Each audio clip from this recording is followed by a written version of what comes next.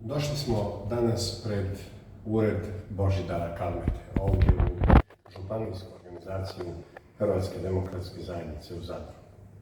Došli smo pitati Kalmetu kao čovjeka koji se spominje i navodi kao čelnog čovjeka organizacije koja kontrolira, recimo, korupcijske poslove prenamjena građevinskih zemljišta u Zadru i okolici iz niže vrijednih u visoko vrijedna zemljišta i nekretnine. Došli smo provjeriti te navode direktno s Kalmetom.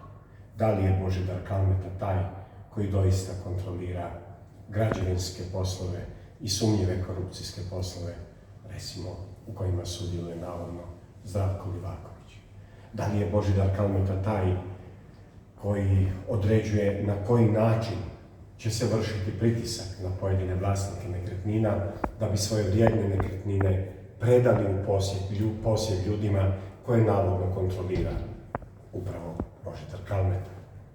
Došli smo pitati što je to što ljudi u Zadru nazivaju Kalmetinom mafijom.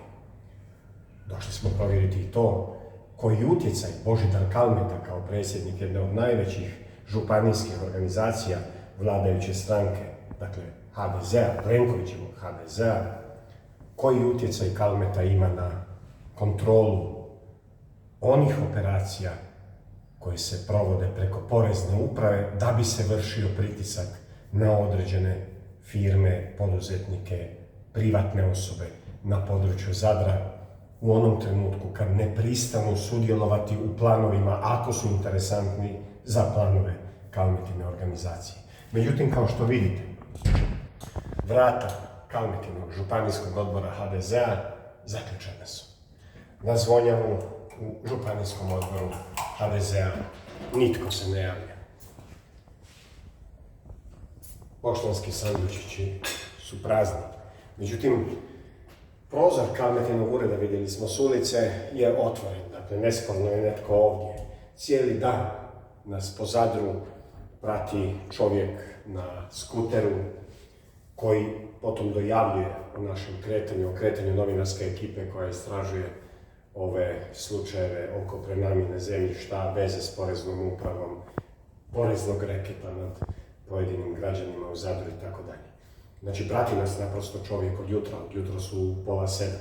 Prati nas čovjek na skuteru, dojavljuje o našem kretanju i gdje god se pojavimo da sačekamo šeficu porezne uprave Mariju Magaš, Božidara Kalmetu, Branka Dukića, gradonačelnika, da bismo postavili pitanja o ovim slučajevima, jer oni se na telefone, na mailove, na službene zahtjeve za određena pitanja i odgovore naprosto ne javljaju, pa smo prisiljeni ovom metodom kao novinari zatražiti odgovore.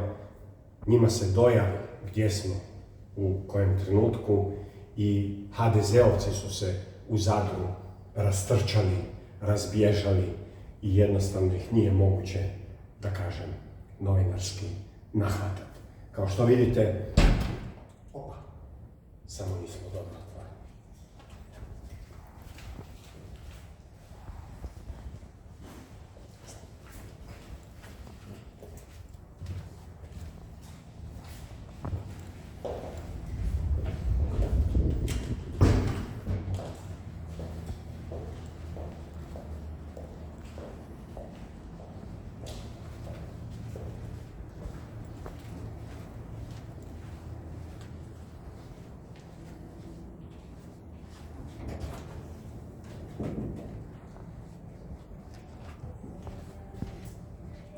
Dobar dan.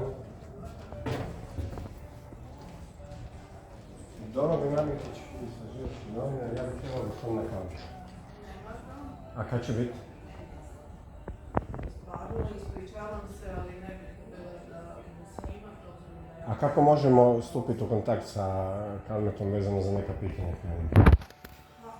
Čujte, možete na mail poslati zahtjev neki da se nađete. Ne znam, kako je odredno. I ne znam kad će doći.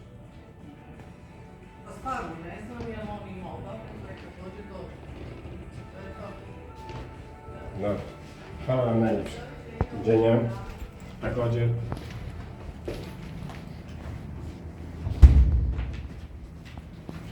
kao što ste vidjeli, pogriješili smo. Vrata HDZ-a nisu bila zaključena, ali Božidara Kalmete navodno nema. Navodno, kao što smo čuli od djelatnice Županijskog odbora HDZ-a u Zadru, ne zna se ni kad će doći. Jasno vam je da zapravo Božidar Kalmeta izbjegava naša novinarska pitanja, izbjegava bilo kakve odgovore na neugodna pitanja, na pitanja o onim temama koje sam uvodno spomenuo. Dakle, prosto je nemoguće dobiti suvisao odgovor od Božidara Kalmete. Nemoguće je dobiti Božidara Kalmetu na jedan normalan razgovor da bi se postavila ta sporna pitanja, otvorena pitanja koja ostaju i sad. Jer gdje god pokucamo, gdje god pitamo vezano za neku aferu, spominje se upravo Kalmetino ime. Svi spominju Kalmetinu organizaciju, svi spominju Kalmetinu mafiju.